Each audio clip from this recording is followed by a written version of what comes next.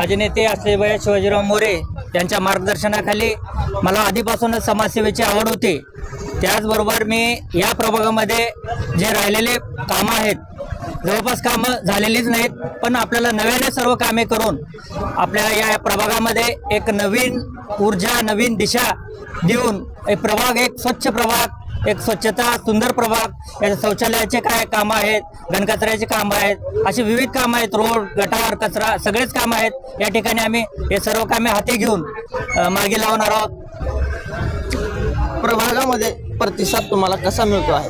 एवढा सुंदर प्रतिसाद मिळत आहे की लोकांचं एवढं प्रेम बघून असं मन असं एक हेलावून गेलं आहे। एवढं प्रेम मला या प्रभागामध्ये मिळत आहे आणि मी याच प्रभागात जन्मलेला आहे। माझं इथंच डिगे रोडला घर होतं, त्याच्यामुळं मला इथून सर्व स्तरातून, सर्व जाती धर्माच्या याच्यातून मला रिस्पॉन्स मिळत आहे। मतदारांना तुम्ही काय संदेश देणार आहात? मी एवढं सांगेन मतदारांना की एक वेळेस आम्हाला संधी द्या, आम्ही दर महिन्याला जनता बरोबर भरून तुमच्या जे अडचणी आहेत त्याचं निवारण करू। एक वेळेस संधी द्या, या प्रभागाचा जर नाही विकास केला नक्कीच विकास करू। सूर्या मराठी न्यूजसाठी ऋषिकेश सुरवसे, उमरगा, धाराशिव।